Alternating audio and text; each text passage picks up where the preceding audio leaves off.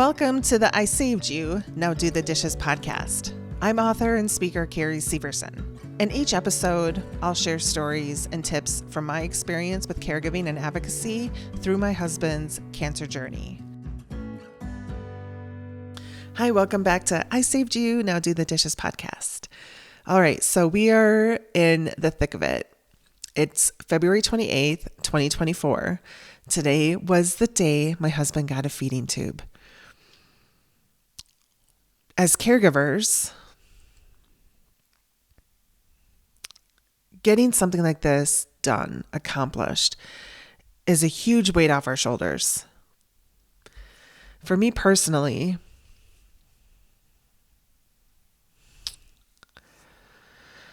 oh gosh, I was so grateful. And because I felt like I had to advocate so hard for my husband and push him so hard, I felt accomplished. My sole purpose at that time in life was making sure somebody else lived. The responsibility of that was huge. And I don't mean in a parental kind of thing. I mean like there's a ticking time bomb in his body. And if we don't take the right action, and I speak up loud, this man's going to die. So after the PA, which I talked about in the last couple of episodes, she basically reprimanded him for not having the courage or the strength to get through radiation. She kept pushing Mucinex on my husband, which he kept denying because he's like, I know this makes me cough. I've taken this over and over and over again for allergies for 20 years. It does not work for me. And when you have second-degree burns on the outside of your neck and the inside of your neck, and you've got scabs pretty much closing your esophagus and mucus and blood, the last thing you want to do is cough. And so he was pretty pissed that she kept pushing this on him. So he finally said, get me liquid get me a liquid anti-anxiety and I'll do radiation, because they kept insisting he continue radiation even though he was in the hospital. All right, so here's the feeding tube day. They decide they're going to do the feeding tube first and then the radiation.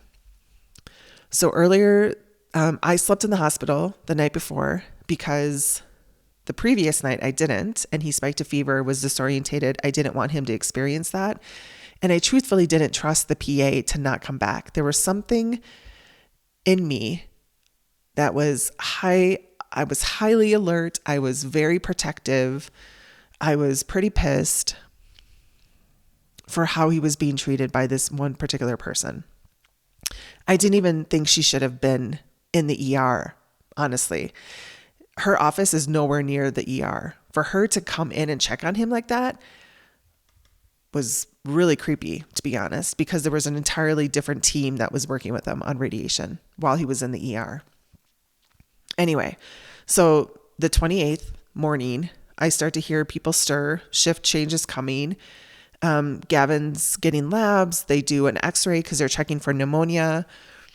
I go get coffee and a bagel again before rounds.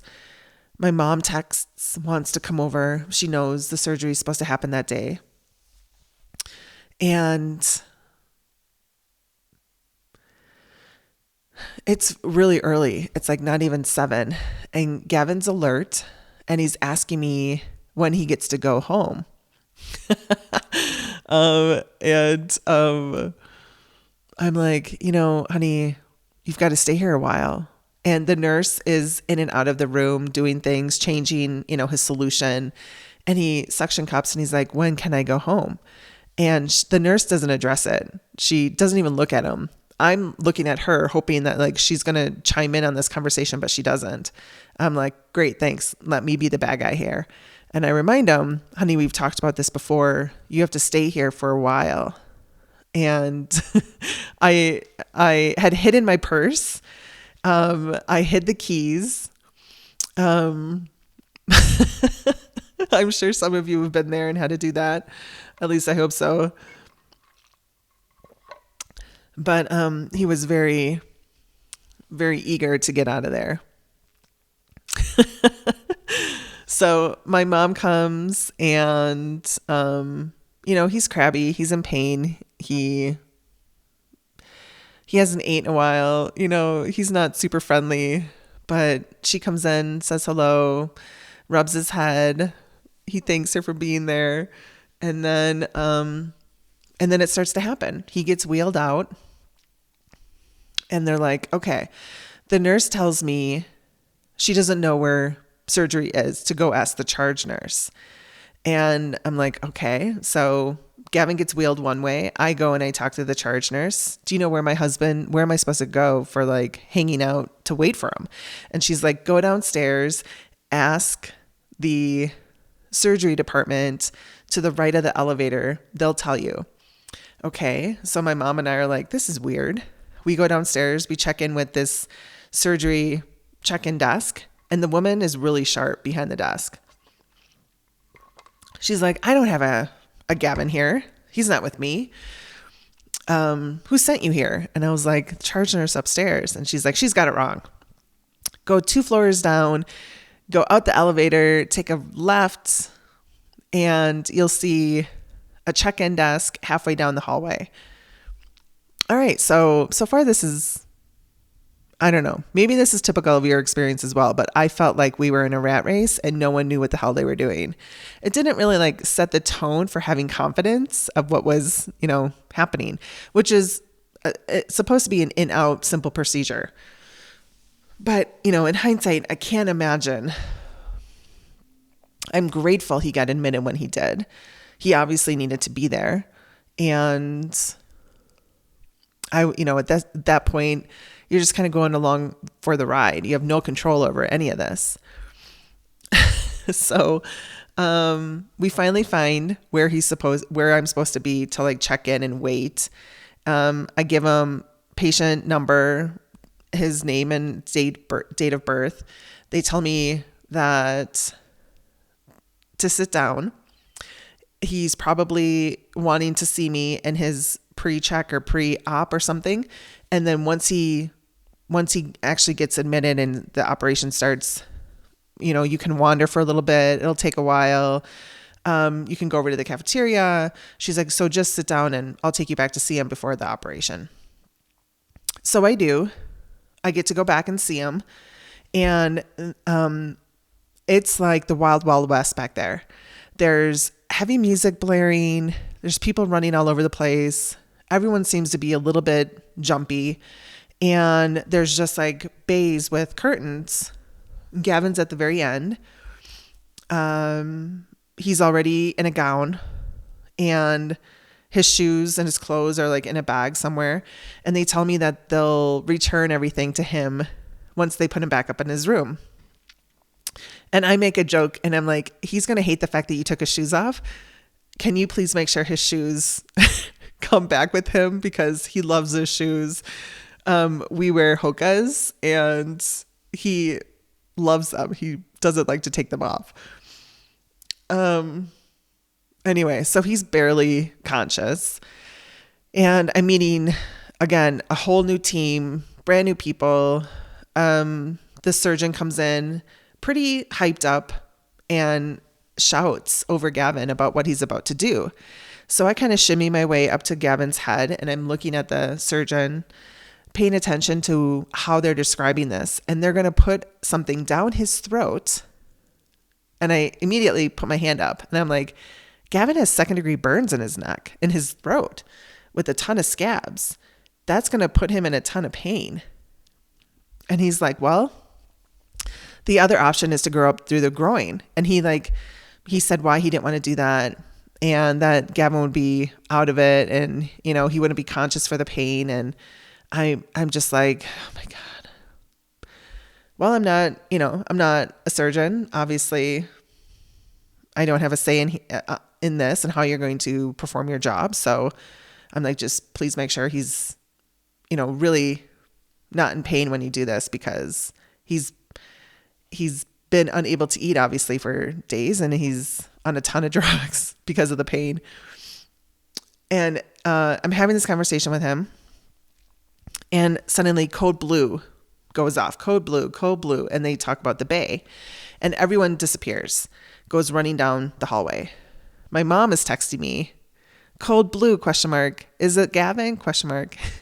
Like, no, I mean, it's such a circus. No, it's not Gavin, but it delayed everything. So a good 30 minutes go by, and I'm kind of concerned that they've already administered some sort of drug to help Gavin sort of, they haven't given him anesthesia obviously, but he's pretty out of it.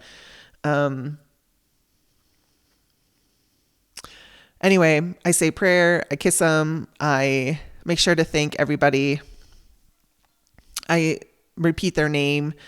That seems to go far, just a little kind gesture of recognizing their jobs. And I get it. Everyone's human, putting a little bit more human in this weird experience of you plugging something plastic into my husband's belly so he can eat. Thank you. And walks back out to meet my mom. Get a text that Gavin's been wheeled back and they're going to start surgery soon. Mom and I go get something to eat. Scarf it down really quick. Don't wait long. And I'm told, you're given text messages pretty regularly, and he's out of surgery and now in recovery. And so I go back upstairs and I wait. I think my mom left at that point. So I'm sitting in Gavin's room by myself. I'm actually standing with my feet, hips a little bit more than hips width apart. My hands on my hips, like the Grey's Anatomy confidence stance. It's actually, I'm fairly certain somebody else created it, but I saw it on Grey's first. And I'm sitting there and I'm allowing my body to sway. I'm taking deep breaths in and out, exhaling, rolling my head around, just sort of setting my energy for peace, because there was a lot of chaos in the hospital. There's a lot of chaos in the ER. So while I'm sitting there, internal medicine comes in, introduces themselves, hands me a folder to basically explain what's about to happen. And they pull out this piece of paper. It was a really sweet, short, blonde, really quiet woman. She was actually whispering in the room, and it was just her and me. And she holds out this piece of paper with all these numbers on it. 375 milliliters every 2 to 3 hours, 2,700 calories. And she's going down the list. And I'm like, I see this written. Why are you telling me this? And she's like, you'll get trained on how to feed him before you leave. And she's like, do you have any questions? And I'm like, not yet, because I have no idea what the hell she's talking about. There's no equipment in this room. There's no formula. There's no whatever. I have no idea what's happening. All I know is that my husband got a feeding tube, and I was given information on what it was called. Sometimes they call it a feeding port. Sometimes they call it a peg tube. Sometimes they call it a feeding tube. It was essentially a balloon that they plugged directly into his belly. And then there's a 3-pronged port on the external element of it. So he gets wheeled into the room finally, and he doesn't have shoes on, and he's awake. And the first thing he does when he sees me is points to his feet. And I'm like, I know. One more thing I have to figure out, where the hell your shoes are. Great. So the same guy that wheeled him down to radiation the day before, where he had a panic attack and he couldn't do it, wheeled him back up. And he's like, yeah, man, where are your shoes? Kevin kind of shrugs. And I told the tech that the ER surgical team took him off and put him in a bag. Can you go try to find him for us? And He went off, he ran, found him, came back up. But Gavin immediately gets plugged into this big bag. So it was hanging next to a saline, formula looking brown sludge, tasteless, going down this little tiny tube, plugged into one of the 3-prong ports that's on the external element of the feeding tube, going into his belly. Finally, he gets fed Wednesday. Last thing he ate was donuts. He had like a nibble of a grilled cheese on Saturday, but it didn't really, the last substantial thing he had was a bunch of donuts the Friday before. I was grateful to see him nourished. And now you have to hold your breath because his body could have a bad reaction to it. So everyone's kind of on pins and needles waiting for this little tiny bag of food, 4 ounces, to slowly drip into his system. And it takes, I think, like 20 or 30 minutes. 4 ounces of food. That was it. Until they knew his body could stomach it. After the brown sludge makes its way into his body, they flush it with water. For every milliliter of food, he got a milliliter of water. It was nuts. But it's what he needed. It was necessary.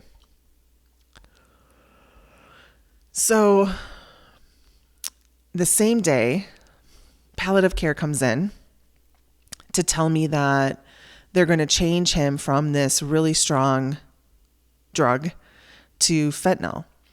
He's still be on oxy. Now they're going to add fentanyl.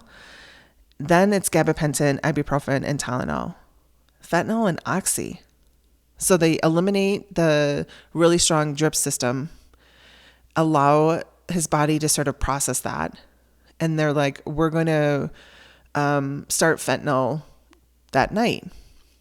And he'll be on it was, I don't know. It was a lot. It was a high dose. I think he started at 45. And they were patches.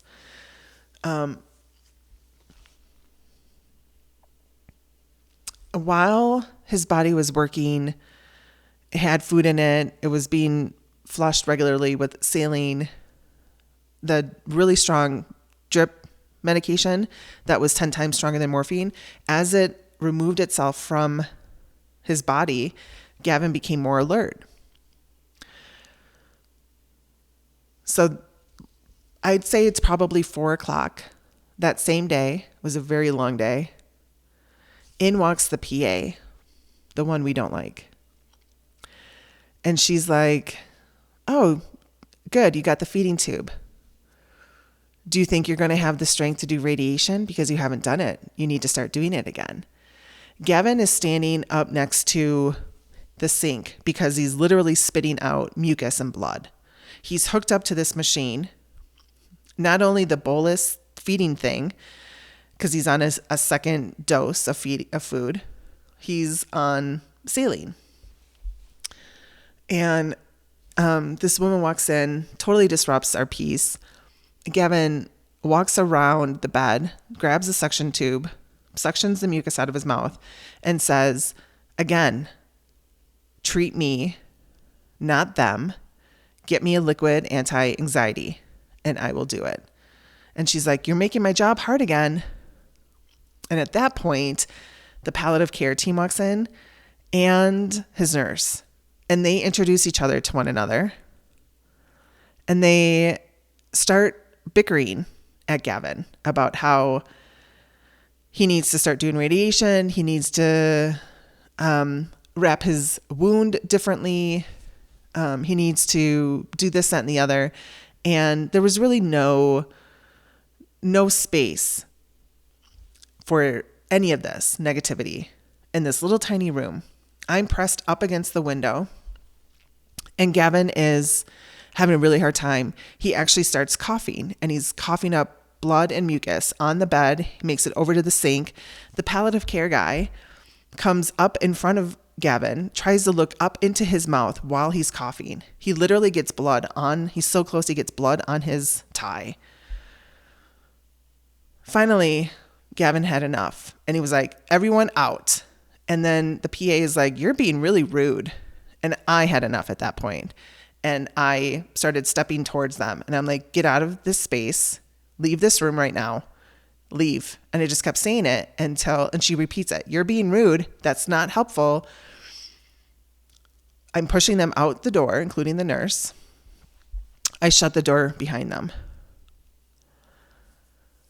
I look over at Gavin. He's visibly upset. There's blood all over his mouth, mucus literally hanging from his mouth. And he cleans himself up, and then he points to his neck and he says, gauze. Okay, he wants to wrap his neck. I mean, it's raw. They were coming in and taking pictures and like submitting it to the burn victim unit, the burn unit. They were monitoring it every morning and every night. So I go out into the hallway. The three of them, the nurse, palliative care, and PA, are talking about Gavin. And the PA says to the nurse, I'm so sorry you have to deal with him. And the palliative care guy said something. And I look at the nurse. She sees me. And I say, my husband would like some gauze. And she holds her finger up. And she goes, I'll be with you in a minute. And at that point, I was like, no. I'm done. I walked over to the charge nurse. I said, I need gauze in room blah, blah, blah. Your nurse is not treating my husband. And I walked out of that wing, down the stairs, across campus to the patient advocate room. And I filed a complaint against the PA, against the nurse, and against the palliative care individual. I requested all three be removed from his case immediately.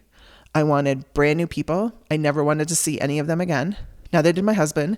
I requested that no more than one team be in his room at a time, and that they speak to me before they speak to him. I was given plenty of space to vent. I shared everything that had unfolded on both sides. And I'm like, when you're dealing with life or death, the fact that you also have to play in healthcare professional ego is unacceptable. And we came to this place because you said you were going to be caring for my husband as an individual. And I need you to actually do that. Stop pushing drugs that he doesn't want. Pay attention to what he does need. Listen to him, treat him with kindness and empathy because he has patient rights and you're violating his patient rights. Patient advocate agreed, removed all those people, filed complaints. And by the time I walked back upstairs, I had cried more than I had yet. I had such a bad headache. I was just done. I wanted so badly to be done. And, we easily had several days left. And when I got back to his room, the palliative care guy was still standing outside his room, and he had the balls to ask me if my husband needed to talk to a psychiatrist because he's wondering if his anger or he's ornery. Do you think he's ornery and he needs to talk to a psychiatrist? And I was like, no, he's ornery because he has cancer. He just got a feeding tube. He has an 8 in days. He's on so many drugs, and he's got assholes like you talking shit about him in the hallway. I'm like, leave, don't come back. And the palliative care guy goes, okay, sounds good.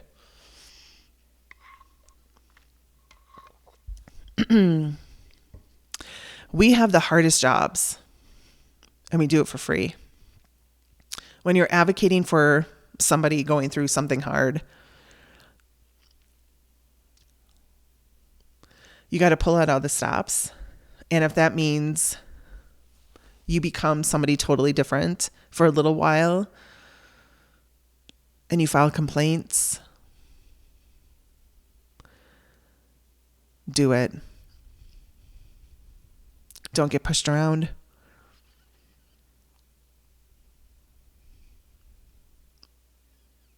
I don't regret doing it. They were violating his patient rights.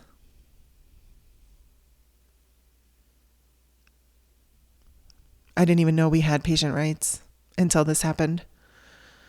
I do now. I hope you do too. I'm going to leave it there. Remember to take care of yourself.